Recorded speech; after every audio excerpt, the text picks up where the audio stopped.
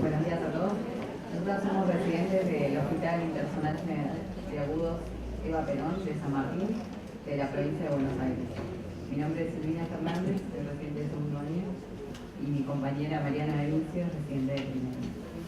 Bueno, el tema que trajimos para compartir con ustedes es la tiroiditis de Erbenich. Para empezar, vamos a hacer un breve repaso de la glándula tiroides. Bueno, la glándula está formada por dos lóbulos, unida por un istmo, ¿sí? Y está ubicada en la cara anterior del cuello, sobre el cartílago tiroides, sobre la unión entre la laringe y la tráquea.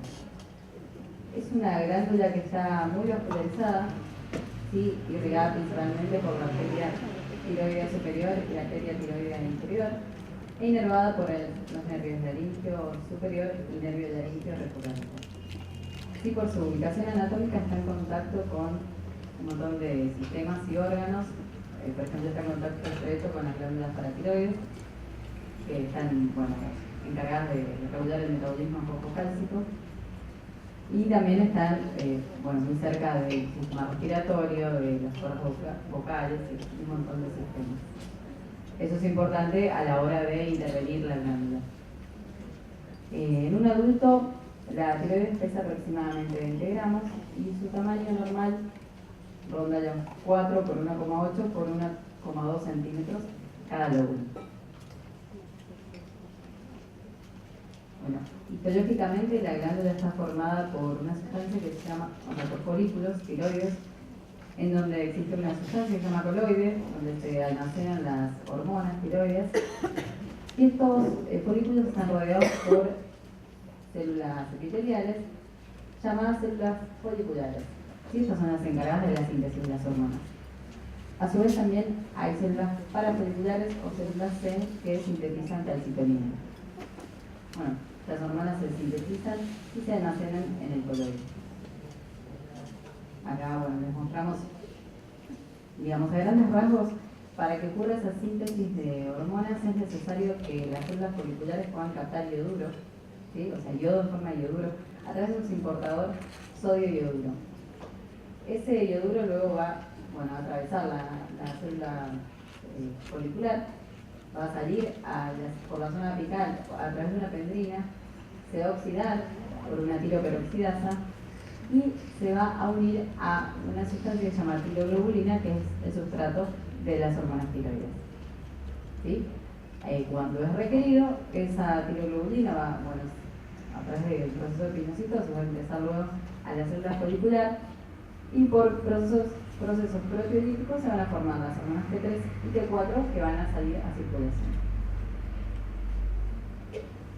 Para que exista un nivel adecuado de estas hormonas en circulación, es importante que esté bien regulado este sistema, ¿no? Este sistema entonces está regulado dentro de un eje que se llama eje hipotálamo hipofisotiroideo, en donde participan, como bien dice su nombre, el hipotálamo, que libera la TRH, que va a impactar sobre la adenohipófisis para estimular la liberación de TSH. ¿Sí? La TSH luego va a ejercer su acción a nivel de la glándula tiroides por unión a receptores específicos y va a estimular entonces la liberación de T3 y T4 a circulación. ¿Sí? Por un lado, entonces estas hormonas van a ejercer su efecto en prácticamente la mayoría de los órganos del cuerpo, ¿sí? Como dice acá, cerebro, corazón, hígado, músculo. Y por el otro, van a ejercer un feedback negativo sobre la adenohipófisis y sobre el hipotálamo, ¿sí? Para inhibir esa liberación de hormonas tiroides. Fundamentalmente las hormonas T3 y T4 tienen una función metabólica, de regulación metabólica fundamental, participan en el metabolismo de lípidos, de hidratos de carbono, la regulación de la temperatura corporal y son fundamentales para el desarrollo del sistema nervioso.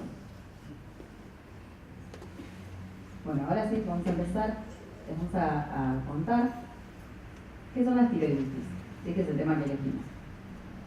Hay distintas definiciones de acuerdo a la bibliografía que uno consulta. A nosotros nos gustó esta definición.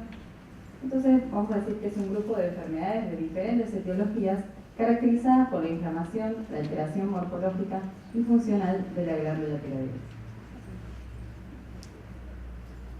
También vamos a encontrar distintas clasificaciones de la tiroiditis. La que traemos al Ateneo es la siguiente, es aquella que la clasifica en la tiroiditis de origen autoinmune o no autoinmune, ¿sí? Fundamentalmente, la diferencia es que en el primer grupo hay presencia de autoanticuerpos y en el segundo grupo no. También las de origen autoinmune son las más frecuentes, las más conocidas, la tiroiditis de Hashimoto, crónica autoinmune, la enfermedad de Graves, también la tiroiditis silente y la tiroiditis postparto. En este segundo grupo, que es el que más nos va a interesar en el Ateneo, están aquellas de otros orígenes. La tiroiditis de Becker-Vein, de la que vamos a hablar más adelante. Están luego las tiroiditis infecciosas. Estas son tiroiditis, también todas son muy infrecuentes, ¿no? Son de causa bacteriana fundamentalmente, pero también puede ser micótica o parasitaria. Y se da generalmente en individuos inmunocomprometidos, ¿sí? O puede ser también por la existencia de una fístula desde el seno piriforme, o a raíz de una manipulación de la glándula, por ejemplo, de una función aspiración de la glándula, ¿sí? Normalmente se caracterizan por tener un dolor agudo bastante importante y pueden ser supuradas, digamos, pueden supurar hacia el exterior. Luego están las tiroiditis traumáticas, que puede ser por cualquier trauma de cualquier tipo a nivel de la tiroides. Por ejemplo, uno de los casos más frecuentes es accidentes automovilísticos con el impacto del cinturón de seguridad a nivel de la glándula. Eso puede desencadenar una tiroiditis. También se puede dar por consecuencia de la radiación, inducida por fármacos, por ejemplo la miodarona o los inhibidores de tirosinquinasa. Y luego, bueno, existe una tiroiditis fibrosa que es muy frecuente también, que no se conoce la etiología y es donde el parénquima de la glándula se reemplaza por tejido tiroideo. Todas estas van a tener diferentes presentaciones clínicas. Bueno, la tiroiditis de Becker-Vein es una tiroiditis o una inflamación autolimitada de la glándula tiroides que ocurre probablemente posterior a una infección viral. Bueno, fue escrita inicialmente en 1895 por un médico danés, pero luego en 1904 el médico suizo Fritz Becker-Vein describió las características patológicas de esta enfermedad. Por eso se adoptó el nombre de tiroiditis de Becker-Vein. Igualmente la vamos a encontrar en la bibliografía con un montón de otros nombres, como puede ser los más comunes: tiroiditis subaguda granulomatosa, tiroiditis subaguda no supurativa y tiroiditis de células gigantes. Como la mayoría de las tiroiditis, esta tiroiditis afecta con mayor frecuencia a mujeres entre los 30 y los 60 años de edad. Tiene una incidencia estacional en verano y en otoño, y también existe una forma atípica que es sin dolor, mucho más infrecuente todavía que esta tiroiditis. Bueno, morfológicamente, que esto es lo que escribió Fritz Becker-Vein, vamos a encontrar un parénquima de la glándula destruido con infiltración por polimorfonucleares y linfocitos, la presencia de unas células características que se llaman, o las denominan células gigantes multinucleadas, ¿sí?, que rodean al coloides y dejan folículos residuales y con el tiempo se forman granulomas. También hay presencia de lo que se llama el coloidofagia, ¿sí?, por esas células gigantes. Bueno, y acá la verdad que no se ve muy bien, pero vamos a ver células gigantes multinucleadas, zonas de inflamación, restos de folículos y también algunas zonas fibróticas. Bueno, el curso de esta enfermedad, como ven en este gráfico, dura meses, ¿sí? ¿Qué pasa? Lo que primero, cómo se va a presentar la enfermedad, es en esta primera parte, ¿sí?, en donde hay una destrucción, una inflamación de la tiroides con la destrucción de los folículos y una liberación masiva de hormonas tiroides a la circulación, ¿sí? Por eso, si lo vemos en el gráfico, vamos a tener T4 muy aumentado y, como dijimos antes, como está inhibida la hipófisis por estas hormonas, hasta la TSH muy disminuida, Y también la captación de yodo. ¿Esto qué significa? Que la glándula no puede funcionar, ¿sí? Un poco va a hacer referencia a eso. Entonces, en este primer periodo, esos pacientes van a cursar con síntomas clínicos muy manifiestos, ¿sí? Lo primero es el dolor agudo en el cuello, en la zona de la tiroides.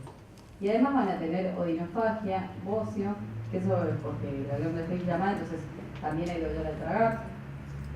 Y van a tener, fíjense, síntomas de tirotoxicosis, ¿sí? Nerviosismo, inquietud, taquicardia, reposo, agitación, ¿sí? Bien por el efecto de las hormonas tiroides a nivel periférico.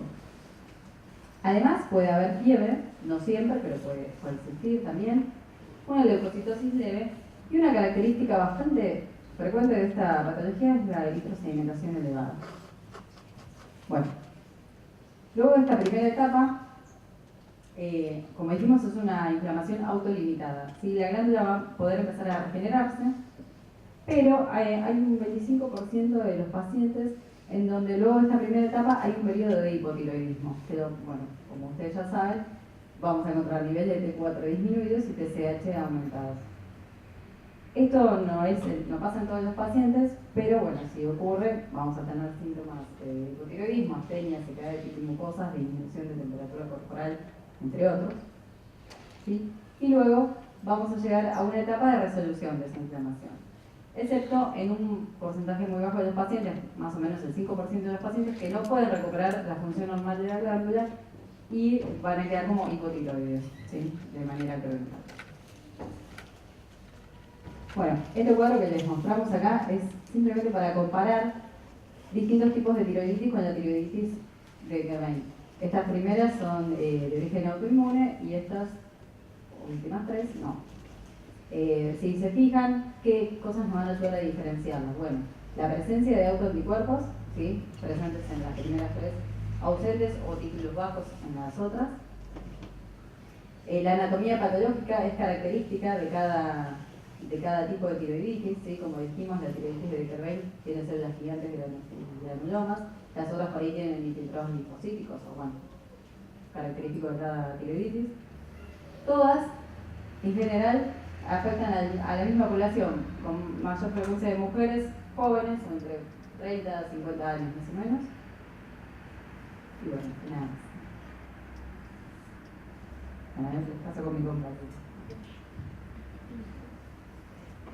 Bueno, ahora vamos a presentar un caso clínico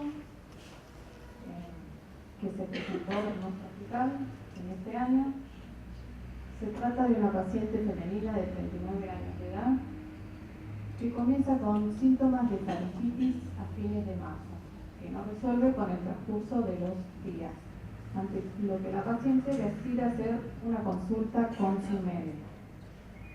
Durante este periodo comienzan a aparecer nuevos síntomas, como un dolor agudo en el cuello, astenia, odinofagia, irritación, nerviosismo, sudoración, taquicardia en reposo. También presenta una inflamación de glándulas tiroides visible, no posee antecedentes tiroideos personales, pero sí refiere una madre con hipotiroidismo. Frente a estos síntomas, su médico le solicita realizarse unos estudios de laboratorio. En el hemograma se observa un aumento en los leucocitos, la eritrosedimentación se encuentra aumentada, en el perfil tiroideo la TSH se encuentra disminuida, la T4 libre en el límite superior y anticuerpos antitiroperoxidasa normales. El tratamiento que se le indica es ibuprofeno para paliar los síntomas del dolor e inflamación de la glándula y beta bloqueantes para tratar la taquicardia producida por la acción de las hormonas tiroideas sobre el corazón. Aclaramos que el tratamiento duró 2 semanas, ya que estos síntomas cursan en fase aguda, por lo que no es necesario prolongar su tratamiento. Como estudios complementarios, se le solicitó ecografía de glándula tiroidea y centellograma.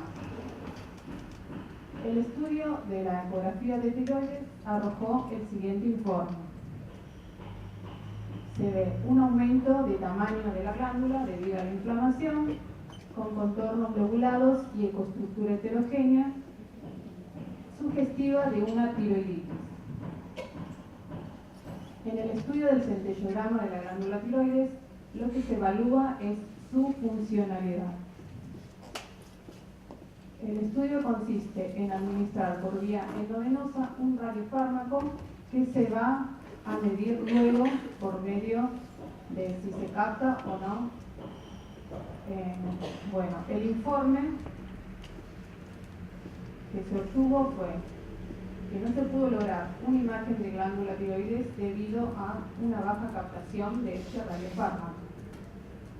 Este resultado es el esperable, ya que el mecanismo de captación de la glándula no se encuentra funcionando en su normalidad, debido a la destrucción de sus folículos tiroideos.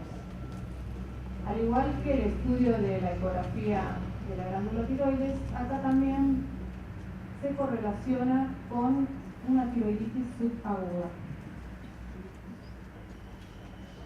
En el caso de nuestra paciente no se le realizó el estudio de función aspiración con aguja fina,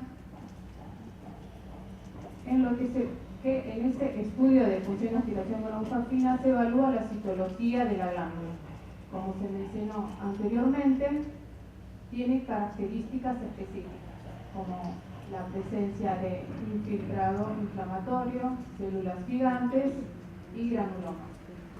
Esto lo aclaramos porque en los casos clínicos que se presentaron, de los datos bibliográficos que usamos, en su mayoría se llegó al diagnóstico por medio del uso de esta técnica. En el caso de nuestra paciente, su médico se basó en la sintomatología presentada, sumado a los estudios de laboratorio y los estudios de imágenes para llegar al diagnóstico de tiroiditis de Decker-Bell.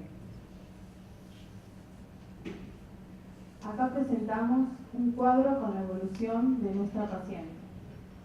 En el mes de abril se le realizó una determinación solamente y los resultados ya fueron mostrados. En el mes de mayo tenemos dos determinaciones, una a principio y otra a mediados de mes. Podemos ver que la TSH fue llegar a la sensibilidad funcional del aparato, que corresponde con el valor mínimo que puede detectar el mismo. La T4 libre fue en aumento y en el mes de junio, por razones personales, nuestra paciente no se pudo realizar el estudio de laboratorio y actualmente en el mes de julio los resultados que se obtuvieron fue una TSH en aumento, una T4 libre normal, anticuerpos antitiroperoxidasa normales, anticuerpos antitiroglobulina normales y vemos que la eritrosedimentación fue disminuyendo. Bueno, a simple vista podemos ver que durante los 2 primeros meses la paciente tiene disminuidos los valores de TSH y elevados los valores de T4, que es compatible con la fase aguda de tirotoxicosis que presentó nuestra paciente. En el mes actual, que sería el de julio, el estado sería de un hipotiroidismo subclínico. Bueno, volviendo al gráfico presentado por mi compañera, los 2 primeros meses lo ubicamos en esta primera parte del gráfico, que corresponde con una disminución de la TSH y un aumento de la T4 libre, propia de la fase aguda de tirotoxicosis que presentó nuestra paciente. En la actualidad, ella se encuentra en un estado de transición que podría llegar a tomar 2 caminos. Uno, en donde ella pasaría de un estado agudo de tirotoxicosis a un estado de eutiroidismo. que ocurre en la mayoría de los casos. Por otro lado, podría pasar de una fase aguda de tirotoxicosis a un estado de hipotiroidismo transitorio, que suele ocurrir en un 20 o 25% de los casos, para luego llegar a una etapa final de recuperación, o, como se mencionó también anteriormente, hay un pequeño porcentaje en donde los pacientes quedan con hipotiroidismo crónico. Bueno, la etiología. En el año 1950, Fraser y Harrison describieron por primera vez la probable asociación de la tiroiditis de Decker-Vein con una infección viral, ya que se encontraron títulos elevados de anticuerpos antivirales y excepcionalmente se han aislado cuerpos de infección viral en tejido tiroideo. Existen ciertos tipos de virus que tienen una mayor asociación con el desarrollo de la tiroiditis de Decker-Vein, que son los virus Coxsackie, virus del sarampión, virus del Epstein-Barr, del adenovirus, citomegalovirus, influenza, virus de la parotiditis, hepatitis B, y también se lo ha relacionado con la postvacunación antigripal. En el caso de nuestra paciente, el único estudio serológico que se le realizó fue en el mes de julio. De todos los virus que se estudian o que se realizan en nuestro laboratorio, el que más nos llamó la atención fue con respecto al virus del Epstein-Barr, en donde obtuvimos anticuerpos tipo IgG reactivos y anticuerpos tipo IgM en una zona gris. Este resultado nos podría indicar que nuestro paciente estuvo en contacto con este virus hace unos meses y lo podríamos asociar con el posterior desarrollo de su tiroiditis. Bueno, se plantea una hipótesis, que es la siguiente. La tiroiditis resultaría de una infección viral que provee de antígenos, ya sea de origen viral o propio del daño tisular, que se unen a moléculas de HLA-B35 en los macrófagos, y este complejo de antígeno HLA-B35 activaría los linfocitos T citotóxicos con la consiguiente agresión a las células tiroideas. También se han asociado otros microorganismos como el Plasmodium especie, Bartonella y Coxiella como posibles agentes etiológicos de cuadros similares a tiroiditis de Decker-Vein. Ahora mi compañera les va a decir las conclusiones sobre este trabajo.